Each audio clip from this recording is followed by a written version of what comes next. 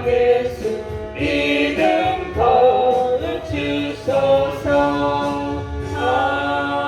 아멘.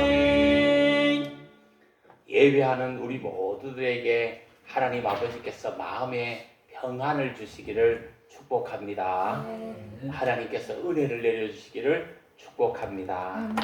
자, 평안할지어다. 평안할지어다. 하나님의 은혜가 임할지어다. 하나님의 은혜가 임할지어다. 마음속으로 선포하시기를 바랍니다. 이 하나님의 은혜와 평강을 많이 입는 성도님들이 되시기를 바랍니다. 이 본문이 기록될 당시는 57년경입니다. 이 사도 바울이 57년경에 로마서를 기록을 했습니다. 이때는 로마의 네로 황제가 통치를 하고 있었습니다. 이 네로 황제는 역대 황제들 속에서 이 기독교를 가장 많이 박해한 사람입니다. 이 바울은 헬라어로 작다라는 뜻이에요. 원래 이름은 사울인데 사울이라는 이름의 뜻은 크다라는 뜻이에요. 이 구하다, 구하였다, 하나님께 청함을 받다, 크다 이런 뜻이 사울이라는 이름이에요. 이 사울이라는 이름을 가졌던 사람이 이름이 바뀌어가지고 바울이 된 거예요. 작은 자가 된 거예요. 이 하나님을 알고 예수 안에 들어오고 보니까 자기가 큰 자가 아니고 자기가 참 작은 자더라. 이걸 깨달아서 이름이 그래 바뀌어진 것 같아요. 이 사도 바울이라는 사람은 베냐민 지파 사람이다. 그랬는데 베냐민 지파는 이스라엘 사람들 중에도 아주 이게 좀 출신 성분이 좋은 사람 속에 들어가는 거예요. 베냐민 지파 출신에다가 길르기아라는 곳에 위치한 그리스 문화의 중심지인 다소라는 곳에서 태어났습니다. 이 좋은 데서 태어나야 되는 거예요. 우리 부모님은 어디서 태어나냐? 경북 청송에서 태어난 거예요. 앞에도 산, 뒤에도 산, 옆에도 산, 이쪽도 산. 뻥 뚫린 거 하늘밖에 안 뚫린 거야. 거기서 태어난 거예요. 거기서 수십만 평의 땅을 갖고 농사를 일구며 산 거예요. 그걸 만약 경기도에 와가 수십만 평의 땅을 일구며 살았으면 어떻게 됐겠어 지금. 이 사람이 어디서 태어나는 것도 엄청 중요한 거예요. 우리가 뭐 이미 태어나 버렸으니까 뭐 할 말은 없는데 우리 자식들은 이렇게 좋은 환경 속에서 좋은 곳에서 복된 곳에서 문화의 중심지에서 태어나고 이렇게 하게 되기를 주님의 이름으로 축복합니다. 아멘. 바울은 어쨌든 그리스 문화의 중심에서 태어났다. 이 가장 이 좋은 환경 속에서 태어났다 이런 말이. 거기다 이 사람은 또 로마의 시민권까지 가지고 있는 사람이었어요. 그 베너 같은 영화에 보면 로마 시민권이 있다는 것은 대단한 권력이었어요. 왜? 유대 민족은 착취당하는 노예 민족이었고 로마 시민들은 이 바로 로마 사람들이 지배를 했기 때문에 그런 거예요. 우리나라 말로 하면 그 로마 사람들은 양반이고 한국 사람들은 상놈이잖아. 그거 똑같은 거예요. 뭐 상놈이 그냥 인권이 있어요. 뭐 착취하고 일하고 노가다 하는 거지. 그런 그 옛날에 선비들 뭐 어디 일했나요? 그 정도보다 더 차이가 났어요. 로마 시민권을 가지고 있었다. 거기다가 또 이 사람은 가장 그 당시에 유명한 학교가 가말리엘이라는 학교였어요. 이 가말리엘 문화생이었어요. 여기서 교육을 아주 바리새파 교육으로 잘 받은 거야. 유대교 교육, 구약의 율법을 잘 배운 거예요. 그런데 이 사람은 예수를 만나고 천막 짓는 일을 하면서 복음을 전했어요. 엄격한 바리새 교육을 받아서 예수 만나기 전에는 예수 믿는 사람들을 잡아 주기로 온 곳으로 돌아다니는 사람, 예루살렘에 예수 믿는 사람 다 잡아 죽이고 다소라는 곳에 또 예수 믿는 사람 잡아 주기로 가고 다메섹에 예수 믿는 사람들을 잡아 주기로 다니고 이렇게 한 사람이에요. 어느 날 예수 믿는 사람을 잡아 주기로 다메섹으로 가는 도중에 낮 정오에 낮 한가운데 12시 정도에 이렇게 말을 타고 가는데 이 태양빛보다 더 밝은 빛이 자기에게 쫙 임하면서 예수님이 임한 거예요. 예수님을 만난 거지. 거기서 태양빛보다 더 밝은 빛으로 예수님이 만나주신 거지.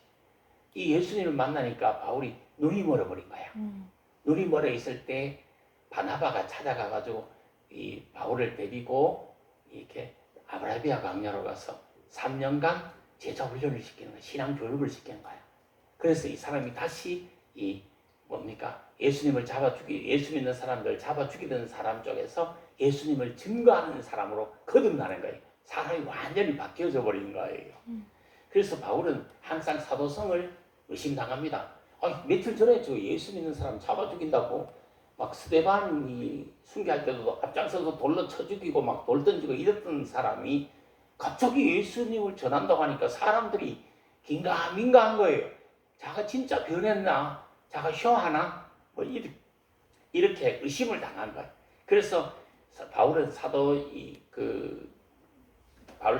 이제 자기가 13권의 서신서를 기록하면서 서론과 끝부분에는 항상 뭘 썼느냐? 자기의 사도성. 이건 하나님이 나를 택했다. 이 부분을 기록한 거예요. 자기의 사도성이 정당하다. 내가 완전히 하나님의 택함을 받아서 하나님 일꾼 되었다. 이걸 말하고 이 서신서를 기록한 것을 볼 수가 있습니다. 이 바울은 이 예수님을 증거함에 있어서 온갖 위험과 죽음의 고비를 넘기면서 복음을 증거했습니다. 1차, 2차, 3차 전도 여행을 하면서 가는 곳마다 교회를 세웠어요. 이 기독교 신앙의 체계를 또 집대성한 사람도 되고 신약성경 13권을 기록한 사람 되었습니다. 그 다시 말하면 가장 위대한 기독교사의 신학자요, 목회자요, 선교사가 되었다는 거죠.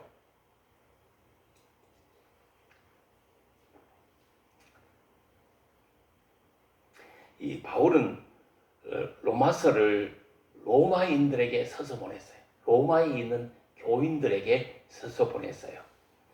로마 교회는 베드로가 세운 교회였어요. 이 베드로의 설교를 듣고 예루살렘을 순례하는 자들 그 일부가 로마에 머물면서 세워진 교회가 이 로마 교회였어요. 바울은 이 이방인 전도하는데 주력하는 그런 이 사역을 했어요. 로마인에게도 복음이 전해지기를 원했던 거예요. 그 당시 로마인들은 유대인들을 엄청 지배했어요. 탄압해서 핍박했어요. 예수 믿는다다 하면 예수 믿는 이유 하나로 잡아 죽이기도 하고 제사를 몰수하기도 하고 사자밥으로 던져 주기도 하고 그렇게 했던 거예요. 이 당시 로마엔 베드로가 세운 교회가 있었는데 그 교회가 네로 황제의 박해로 말미암아 박해를 당하고 간신히 유지되고 있고 성도들이 막 숨어서 신앙생활을 하고 있는 그런 가운데 있었습니다. 바울은 로마로 통해서 이방인들에게 복음 전파되기를 원했습니다. 오늘 본문에도 보면 8절에 그런 내용이 얼핏 나옵니다. 로마인들에게 감사하는 것, 로마 교회에 감사하는 것이 뭐냐? 믿음이 그들로 통해서 온 세계로 전파된다. 왜냐하면 당시에 로마가 세계의 패권을 잡고 있었기 때문에 로마로 모든 길은 로마로 통한다 하듯이 로마로 통해서 전 세계로 사람들이 왕래하고 로마의 세력이 뻗어나가고 있는 그 뻗어나가네 복음이 믿음의 소식이 전파되는 거예요. 그것으로 인해서 감사한다 그랬어요. 로마에 가기 전에 3차 전도 여행 중에 고린도에서 로마서를 기록해서 로마 교인들에게 보낸 것입니다. 이 믿음이 온 세상에 전파됨을 감사하면서 그들을 박해 가운데도 굳게 세워보려는 바울의 의도가 로마서를 쓰는데 담겨 있는 거예요. 바울이 쓴 13권의 그 성경을 서신서다 그럽니다. 이거는 편지글이다 이 말입니다. 편지글로 서신으로서 보낸 것이 곧 성경이 된 것입니다. 아멘. 이 로마서의 주제는 믿음으로 말미암아 의롭다함을 받는다. 오직 의인은 믿음으로 말미암아 산다 하는 것이 로마서의 주제예요. 믿음을 엄청 강조하고 있어요. 로마서는 뭘 강조한다? 믿음을 강조한다. 아멘. 믿음은 하나님의 선물이다. 하나님의 은혜로 주시는 것이다. 예수 그리스도 안에 거하면 하나님의 은혜로 주어지는 것이 있는데 그것이 믿음이다. 아멘. 이렇게 주장한 거예요. 예수 그리스도 안에 우리가 거할 때 하나님이 은혜로 내려주시는 거예요. 믿음은. 그래서 믿음이 생기는 거예요. 예수 그리스도를 영접하고 믿을 때, 예수 그리스도 안에 거할 때 우리에게 주어지는 것이 뭐냐? 하나님의 선물로 믿음이 주어진다는 거죠. 1장에서 3장 그 사이에 보시면 구원 교리가 필요하다 하는 것을 말하고 있고, 4장에는 성경 저기다 이것은, 5장에서 8장은 열매 맺는 것이 중요하다. 9장에서 11장은 하나님의 섭리와 약속은 믿음을 가진 자들을 위하여 의도된 것이다. 믿는 자들에게 하나님의 섭리와 약속이 실현된다. 이건 역사적인 증명이다. 미래에도 오늘날도 믿는 자들에게 하나님이 섭리하신다. 하나님이 약속의 축복을 주신다. 아멘. 하는 것이. 그러므로 믿음으로 살아라는 거예요. 믿음으로 살 수 있다는 거예요. 이 믿음을 엄청 강조한 거예요. 12장에서 16장에서 보시면 하나님이 주신 믿음은 그 믿음 가지고 어렵다함을 받을 수 있다. 구원을 받을 수 있다. 어떻게 이웃들과 동료들과 사랑을 실천해야 되고 하나님께 헌신하면서 살 수 있을까? 그것을 12장에서 16장에 말하고 있는 것입니다. 어떻게 하나님 사랑을 실천해야 되느냐? 어떻게 하나님께 헌신해야 되느냐? 거기에 대한 답을 주고 있는 거예요. 로마서의 핵심 단어는 뭐겠어요? 믿음, 의, 구속, 화목, 재물, 이 네 가지예요. 믿음으로 살아라. 믿음 가지고 살아라는 것이고. 두 번째, 의롭다함을 어떻게 받느냐? 믿음으로 하나님의 은혜로 의롭다함을 받는다. 아멘. 그 구속, 이 단어가 중요하다. 몸값을 지불했다는 거지. 전 인류를 대신해 예수님께서 몸값을, 죄값을 지불함으로 말미암아 구속함을 받았다는 거죠. 화목, 재물, 예수님이 되어주셨다는 거예요. 하나님께서 예수 그리스도를 화목, 재물로 주셨다는 거죠. 성경에 보면 그의 피로 인하여 믿음으로 말미암아 화목, 재물을 주셨다. 이렇게 기록하고 있는 거예요. 인간은 자신을 하나님께 맡기고 믿기만 하면 된다는 거죠. 믿으면 하나님의 은혜를 내려주신다는 거예요. 아멘. 하나님만이 인간을 죄 사슬에서 해방시켜 주시고 죄를 씻어 주실 수 있는 분이다. 예수 그리스도의 피밖에는 죄를 씻을 길이 없다. 이걸 말하고 있는 거예요. 율법으로는 안 된다. 하나님 은혜로 된다. 아멘. 구약의 신앙은 율법을 지켜야 된다. 이걸 엄청 강조한 거야. 그런데 신학의 이 바울부터는 뭐냐? 하나님의 은혜로 된대. 지키는 건 한계가 있다. 다 지킬 인간이 없다. 이렇게 말합니다. 믿음을 지키고 살아라. 믿음 안에서 살아라. 믿음으로 살면 하나님의 은혜로 은혜를 받고 구원을 받는다. 아멘. 이걸 말한 겁니다. 우리가 가을이어서 이제 다음 주에 우리 봄소풍 가자. 제가 이렇게 이야기했습니다. 봄소풍 가서 산을 구경하는데 산에 그 형새 멀리서 산의 모습 있잖아요. 산에 이거 굴곡 있잖아. 이걸 멀리서 산을 지켜보는 방법이 있어요. 그리고 또 우리 산을 구경하는데 산 속에 들어가서 산에 버섯이 뭐가 자라고 있는가, 새가 뭐 살고 있는가, 뭐 나무가 어떤 나무가 있는지, 나무가 얼마나 큰지 작은지 산속 깊숙이 산 속에 들어가서 산을 구경하는 그 방법인 거야. 산을 구경하는 방법은 몇 가지, 두 가지.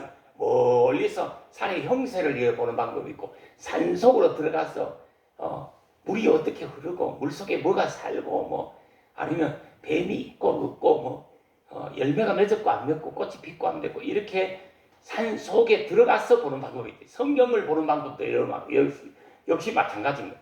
성경에는 멀리서도 봐야 되지만 깊숙이 한 절 한 절씩 쪼개서도 볼 수가 있어야 되는 거야. 이 두 가지를 동시에 해야 된다 이 말이지. 로마서는 16장으로 되어져 있어요.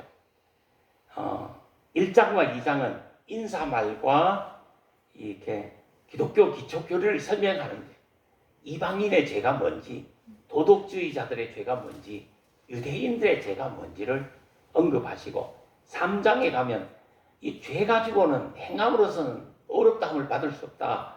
어렵다는 길을 제시한 거예요. 믿음으로 하나님의 은혜로 하나님의 선물로 주어지는 믿음으로 어렵다함을 받는다. 죄 용서함을 받는다는 거죠. 아멘. 6장에 가면 의에 이르는 길은 죄와 율법과 죽음으로부터 자유함을 얻는 길은 뭔가 이걸 말합니다. 9장에 가면 하나님의 의를 말씀합니다. 하나님의 의는 예수 그리스도밖에 없다는 거지. 아멘. 예수 그리스도를 믿는 길밖에 없다는 거지. 아멘. 12장에 가면 그리스도의 삶은 어떻게 살아야 되냐, 교회에서 생활을 어떻게 해야 되느냐, 그걸 모를 경우에 12장을 쭉 보면 되는 거예요. 사회에서 어떤 삶을 살아야 되는가. 세상에는 권세라는 것이 있다. 그 당시에는 로마 황제 네로의 권세, 이게 너무 강한 거예요. 이거 어떻게 기독교인들이 대하면서 살아야 되느냐, 그리스도인들이 꼭 지켜야 할 사항이 무엇인가, 이것을 12장에서 15장까지 말한 거예요. 16장에 가면 축복으로 마무리하는 거예요. 자, 다시 1장으로 돌아와서 1장의 핵심은 로마서의 요절이 됩니다. 로마서의 핵심이 됩니다. 바울 사상의 중심이 돼요. 그게 뭐냐? 1장 17절 보시면 복음에는 하나님의 의가 나타나서 믿음으로 믿음에 이르게 하나니 기록된 바 오직 의인은 무엇으로 말미암아 살리라. 믿음으로 말미암아 살리라. 함과 같으니라 그랬어요. 여기서 강조되는 것은 믿음을 강조한 거예요. 믿음을 가지면 은혜가 임한다. 구원이 임한다. 성령이 임한다는 거죠. 믿음을 강조하면서 믿음으로 살아라. 핍박이 있다. 현실의 네로 황제가 막 사람들을 예수 믿는다는 이유 하나만으로 잡아 죽이기도 하고 사자밥으로 주기도 하고 참수형 목을 잘라 죽이기도 하는데, 그런 박해가 있어도 믿음을 가지고 살아라 이 말이에요. 의인은 그런 삶이 주어진다고 할 때, 그런 환경이 주어진다 할지라도 믿음으로 이겨낸다. 믿음만 있으면 그걸 이겨낸다. 믿음 가지고 사는 것에 하나님께 감사해라, 찬송해라 하는 것을 말합니다. 참 우리가 그런 환경에 처한다고 하면 정말 믿음 지키고 사는 것, 이것으로 감사할 수 있겠어요?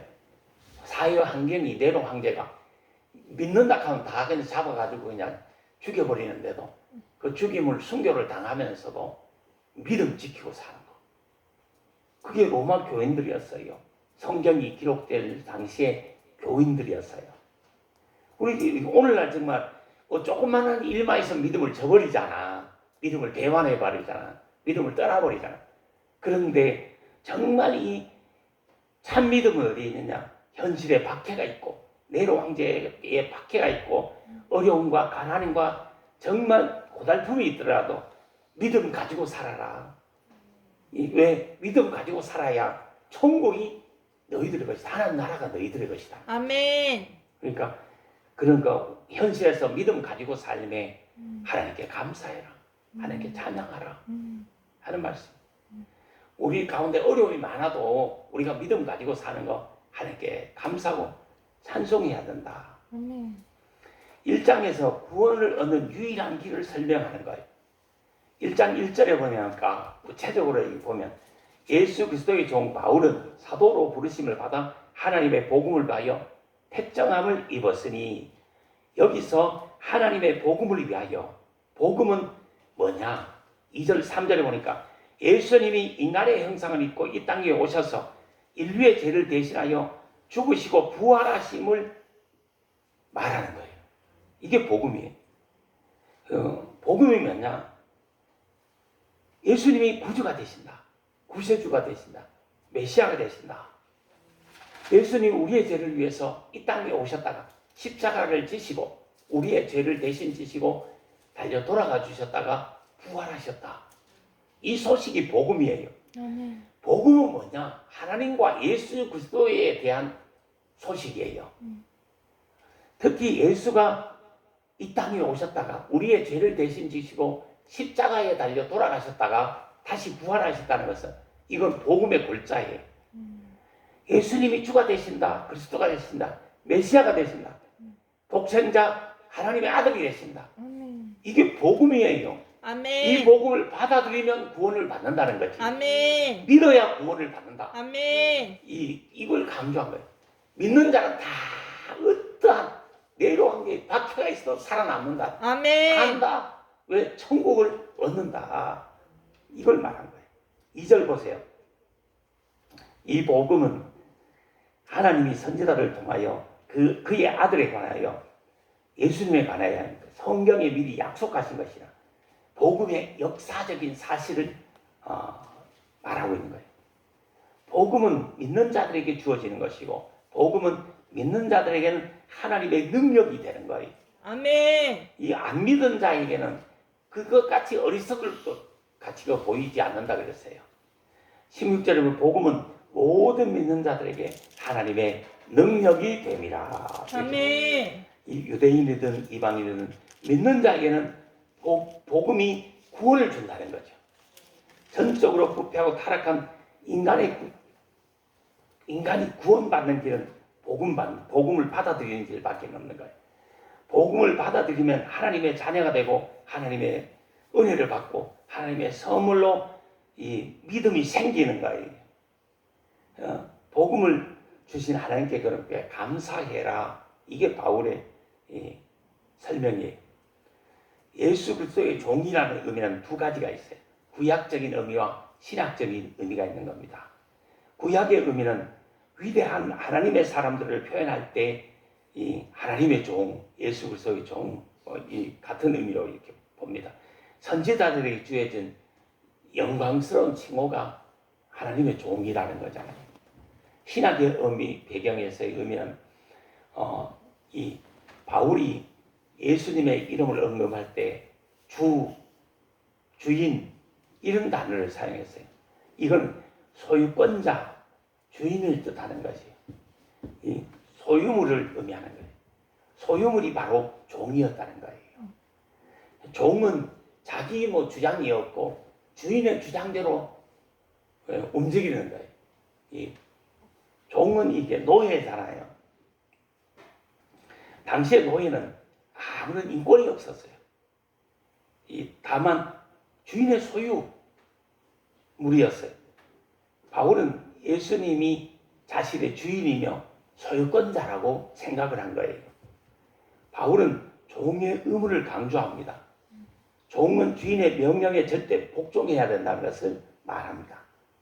바울과 마찬가지로 예수 그리스도의 종된 사람들이 오늘날 성도들이다. 그리고 오늘날 성도들은 예수 그리스도께 헌신하고 충성해야 하는데 감사와 기쁨을 가지고 자발적인 신앙의 고백의 차원에서 충성하고 봉사해야 된다 하는 말씀입니다. 바울은 하나님께로부터 소명을 받은 사도가 되었습니다. 사도는 파송된 자다, 메시지를 전하는 자다, 대사다, 사절이다, 사자다는 의미가 있습니다. 사도는 예수 그리스도로부터 복음의 사명을, 복음 전파의 사명을 받은 자들이었어요.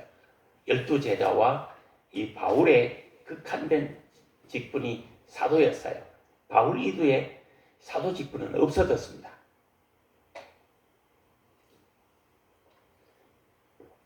그러나 사도는 복음 전하는 자, 영적 의미를 띠고 파견된 자라, 구원의 소식을 전하는 자라는 의미가 있는 것입니다. 오늘날 우리 성도들도 사도들이 하던 이 복음 전파의 사명을 감당해야 되는 거예요. 아멘. 영적인 의미를 가지고 어두운 세상에 파견된 사람들이 성도들이에요. 우리는 구원의 소식을 전하는 사람들이 돼야 된다. 이 말이 다시 말하면 하나님과 예수를 전하는 사람들이 돼야 된다. 이 말입니다. 하나님께서 바울을 선택하신 목적이 뭐냐? 복음을 전하게 하려는 데 있었습니다. 복음은 예수님이에요. 예수님에 관한 소식이에요. 어두운 심령에 빛을 제공해 주는 거야. 빛을 비추어 주는 거야. 어두운 세상을 밝히는 빛이 되어야 되는 거야. 빛 대신 예수님을 비추어 줘야 되는 거야. 구원의 메시지를 전해 줘야 된다 이 말이죠. 바울은 이방인들에게 복음 증거 이거 하도록 택함을 받았습니다. 그럼 오늘날 성도들은 뭐 때문에 택함을 받았느냐?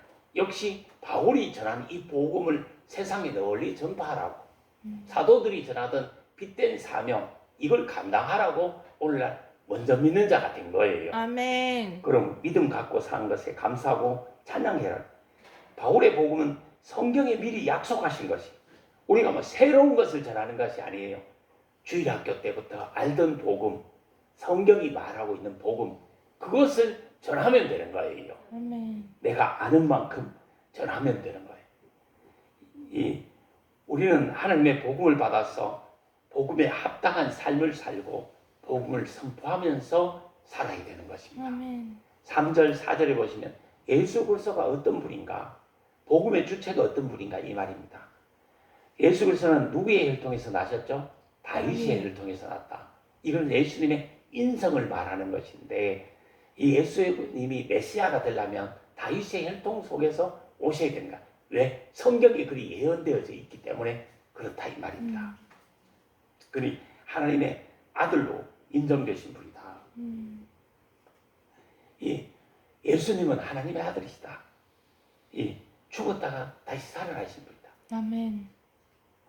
예수 그리스도는 완전한 인성과 완전한 신성을 가지신 분이시다. 예수 그리스도가 복음의 핵심이고 예수 그리스도가 복음의 주체가 되실 것이에요.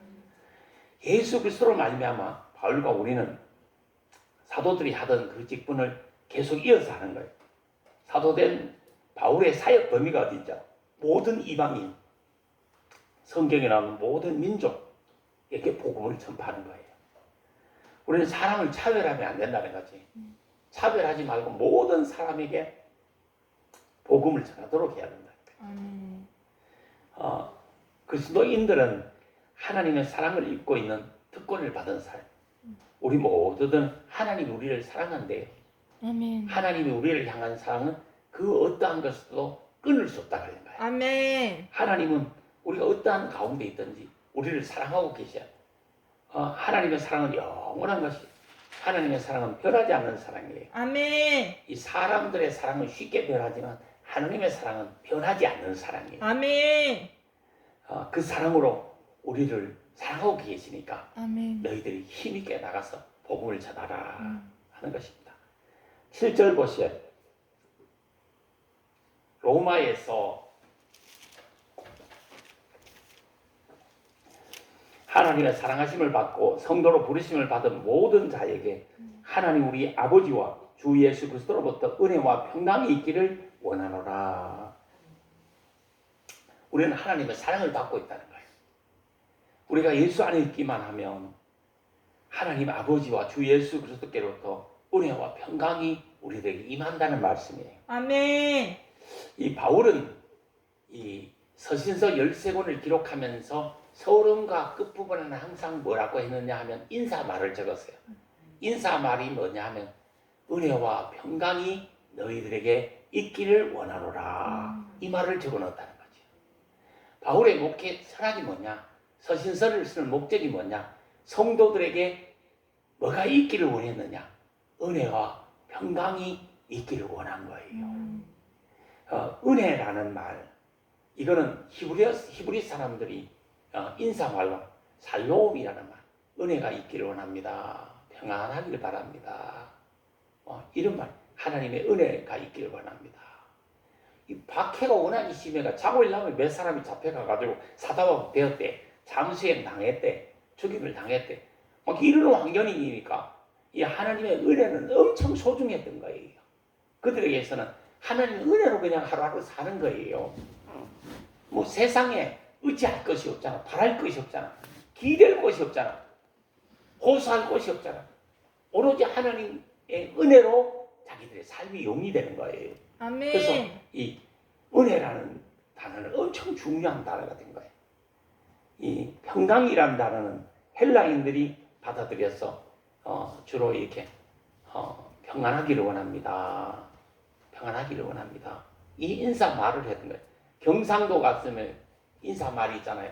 자기보다 나이 많은 사람, 남자들에게는 뭐라 하는 아재인겨 하면 끝났구나. 인사말. 그리고 자기보다 나이가 많은 여자들인데 아지맹교 하면 인사 끝. 그리고 어른들이 말할 때 밥 묻나 하면 인사 끝. 밥 먹는 것이 엄청 중요했거든. 못 먹는 사람들이 많아. 배고픈 사람들이 많아. 밥 묻나 하면 뭐 아는 사람 자기보다 나이 적은 사람이 다 인사 끝이야. 밥 묻나. 그리고 아재인교, 아지맹교 이거 인사 끝. 그것처럼 이 성경이 기록될 로마서가 기록될 당시에는 평강이 임하기를 원합니다. 은혜가 있기를 원합니다. 평강과 은혜가 함께하기를 원합니다. 아멘. 이건 뭐를 말하냐면 이 로마서가 기록될 당시가 네로 황제의 박해 당시인데 이때 하면 유대인에게나 헬라에게나 널리 복음이 전파되어져 있었던 거예요. 그래서 바울이 이 이방인들을 집어넣은 거야. 유대인들만 상대로 해서 그 인사말을 쓴 것이 아니고 이방인들에게도 인사를 하기 위해서 은혜와 평강이 함께하길 바랍니다. 이렇게 한 거죠. 여기서 성도란 구별함을 받은 사람을 말하는 거야. 어두운 세상과 이 죄악된 세상과 구별받은 사람들을 성도라고 한 거야. 아멘. 예수 그리스도의 피로 말미암아 죄 사함을 받은 정결하고 거룩함을 입은 사람들, 이걸 성도라고 한 거야. 아멘. 오늘날 우리 성도들은 어떤 사람이냐?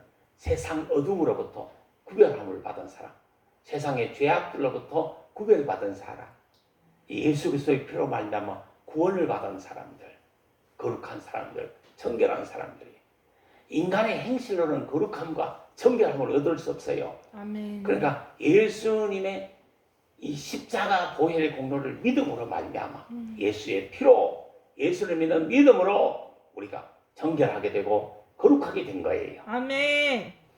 이 성도의 의무는 그 이름에 합당한 삶을 살아야 된다. 합당한 열매를 맺어야 된다 그랬습니다. 성도는 세상과 죄악과 어둠에서 구별되게 좀 살아야 된다. 그게 열매예요. 예수님의 피의 공로로 정결하고 거룩하게 좀 살아야 된다. 인간이 거룩하고 정결하게 되는 것은 예수 그리스도의 십자가 보혈의 능력밖에는 없습니다. 아멘. 예수 이름으로 우리가 거룩하게 됩니다. 아멘. 모든 죄를 눈과 같이 씻음 받을 수 있는 것은 예수 그리스도의 보혈의 능력밖에는 없는 거예요. 세상에서 가장 수기 맞는 장사가 있다고 하면 뭐냐? 예수 이름으로 회개 기도하는 거예요. 그럼 예수 그리스도의 십자가 보혈이 눈과 같이 이게 정말 양털같이 희게 해주시는 거예요. 아멘. 로마 교회를 향한 바울의 축복이 뭐냐? 하나님 우리 아버지와 주 예수 그리스도를 쫓아 은혜와 평강이 있기를 원하노라 기원을 했습니다. 여기서 은혜는 아무 공로 없이 하나님이 베푸시는 것입니다. 죄악으로 죽을 수밖에 없는 인간에게 구원을 베푸시는 하나님의 선물이 은혜인 것입니다. 은혜는 하나님 내려주시는 겁니다. 내리사랑입니다. 하나님 주셔야 되는 거예요.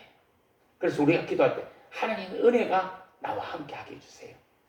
하나님이 은혜를 내려주세요. 이런 기도는 엄청 좋은 기도가 되는 것이에요. 우리가 예수 안에 있으면, 우리가 믿음으로 살면 하나님이 은혜를 내려주신다는 거죠. 그리고 우리가 교회 안에서 사는 거, 믿음으로 사는 거, 이건 엄청난 축복 중에 축복이다. 하나님이 은혜 내려주시는 거예요. 이 평강이라는 단어는 사회적으로 혼란과 핍박과 어려움이 많았어요. 그래서 이 외적, 내적 평강이 엄청 중요한 거예요. 오늘날 우리들도 마찬가지예요. 사회적인 자극, 삶의 환경의 자극으로부터 내적인, 외적인 평강을 유지하는 거, 이게 엄청 중요한 거예요. 아멘. 혼란 속에서도 하나님의 인도와 보호로 사는 평강, 이게 엄청 중요해요. 핍박, 박해받아도 혼란이 있어도 가난이 있어도 내적으로 외적으로 평안한 삶을 사는 거, 이게 참 복이요. 아침에 시작하면서, 하루를 시작하면서 하나님의 평강이, 오늘도 어떤 자극이 있더라도 누가 나를 그냥 송곳으로 콕콕 찌르고 바늘로 콕콕 찌르더라도 내 마음에 평안을 잃어버리지 않도록 하는 거, 아멘. 이게 복이야, 복. 아멘. 이게 성도들에게 있기를 원하는 거예요. 아멘. 은혜는 믿음으로 시작되고 평강은 믿음의 결과예요. 믿으면 하나님이 은혜를 내려주시고, 하나님의 은혜를 받으면 평강을 누리는 거예요. 아멘. 하나님 주신 은혜와 평강으로 이 세상을 이기기를 바랍니다. 아멘. 세상이 이것을 빼앗아가지 못한다고 성경은 말했습니다. 네로 항해 박해가 있어도 불합리가 있어도 누가 바늘과 콕콕 찌르고 송곳으로 콕콕 찔러도 이게 평강을 이렇게 유지해라. 아멘. 그건 하나님의 은혜로 가능하다. 8절에 보세요.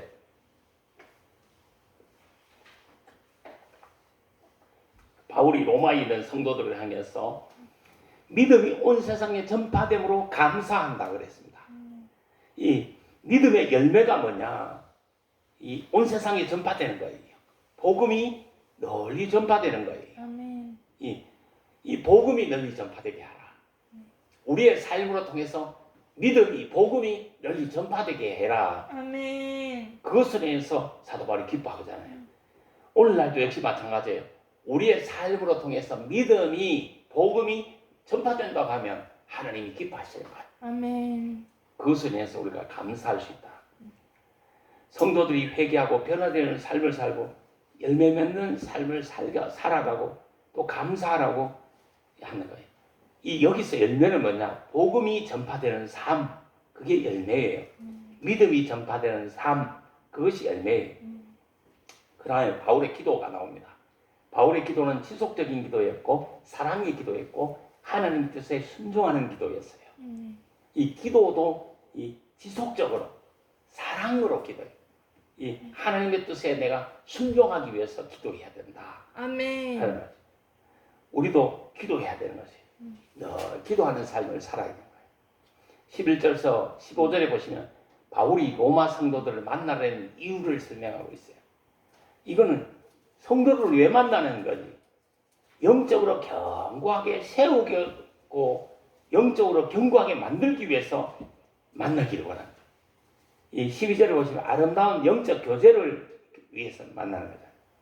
혼자서는 넘어진다는 거예요. 혼자서는 박해를 못 견딘다는 거예요. 그냥 내버려두면 박해를 못 견디는 거예요. 어려움을 못 견디는 거예요. 세상의 어둠의 권세를 못 이기는 거예요. 그래서 아름다운 영적 교제로 그걸 견디게 하고 성장케 하고 세우게 하기 위해서 성도를 만나기를 원한 거예요. 오늘날도 역시 마찬가지예요. 그 성도를 경고케 하고 영적으로 세워주고 영적으로 승리하게 하기 위해서 세워주고 견뎌내게 하기 위해서 만나는 거예요. 열매 맺게 하기 위해서다. 복음 전하게 하기 위해서다.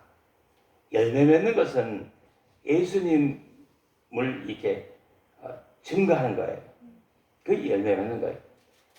우리가 참 포도나무 대신 예수님께 딱 붙어 있고 이 열매를 많이 맺을 수 있는 우리의 삶이 되어 열매를 주렁주렁 맺어서 하나님께 영광을 돌려드리는 그런 삶을 남은 생에 살기를 축복합니다. 아멘. 바울은 모두에게 복음 전하기를 원했어요. 사람 가리지 말라는 거예요. 나와 다른 사람들에게 이방인들에게 복음을 전하고 유대인들에게도 같은 사람들에게도 복음을 전하고 이 복음 전하는 데는 사람 차별하면 안 된다. 모두에게 복음을 전해야 된다. 바울은 복음을 자랑스럽게 여겼어요. 예수와 예수 그리스도의 십자가만 자랑을 여겼고 예수와 예수 그리스도의 십자가를 부끄러워하지 않았어요. 아멘. 1장 17절에 보면 오직 의인은 믿음으로 말미암아 살리라. 이 복음의 주체를 언급한 거예요. 오직 믿음, 예수에 대한 믿음이 복음의 핵심이고 믿음으로 된다. 이걸 강조한 거예요. 구약에서의 신앙은 율법을 준수해야 된다. 이게 지배적이었어요. 그런데 바울에게 넘어오면서 이 율법의 준수로 통해서 부족하다. 율법을 온전하게 100%다 준수할 사람이 없다. 인간이 없다는 거지. 그러니까 바울은 믿음으로 된다. 하나님의 은혜로 된다. 이쪽으로 신앙을 전환시킬 거예요. 그럼 우리는 오늘날 율법 준수, 행위 구원을 받는 것이 아니라 믿음으로 은혜로 구원받는다. 이걸 믿고 받아들인 거예요. 그래서 이게 급성장한 거예요. 이 칼빈주의가 바로 이것이 되고 또 오늘날 우리가 가진 보수 신앙이 바로 이것이 되는 거예요. 구원을 하나님의 선물인 믿음으로 받는다는 거예요. 구원을 주신 하나님께 감사하고 찬양하고 그분께 맡기며 그분을 의지하고 살아야 됩니다. 바울은 끝부분에 1장 끝부분에 가면 뭘 하냐면 마음의 우상 숭배를 제거해라. 하나님이 싫어하는 것은 우상 숭배다. 죄악이다. 두 가지를 이야기해. 우상 숭배와 죄악을 싫어하신다는 거지. 아멘. 마음의 죄악과 우상 숭배를 모두 제거해라. 아멘. 마음에 하나님을 두고 살아라. 믿음을 간직하고 살아라. 예수 안에서 살아라. 마음 중심에 뭐가 있어야 된다? 예수가 있어야 된다. 아멘. 이걸 강조한 거지. 이 믿음으로 구원을 받는다는 것을 강조한 거예요. 하나님께 감사하세요. 하나님께 찬양하세요. 내가 믿음으로 사는 것, 오늘날 예수 안에서 사는 것, 이걸 감사하게 해야 된다. 성경에 보니까 오직 의인은 뭐를 말미암아 살아? 믿음으로 말미암아 살리라. 네로 황제 박해가 있어도 의인은 오직 믿음으로 말미암아 살리라. 환경과 세상의 이 박해가 심해도 의인은 믿음으로 말미암아 살리라. 아멘. 세상을 믿음이 이긴다는 거지. 환경을 믿음이 이긴다는 거지. 죄악을 믿음이 이긴다는 거예요. 아멘. 가난을 믿음이 이긴다는 거예요. 아멘. 그래서 믿음으로 살아라 하는 것이 로마서 1장이에요. 로마서의 전체적인 주제예요. 다 같이 기도드리도록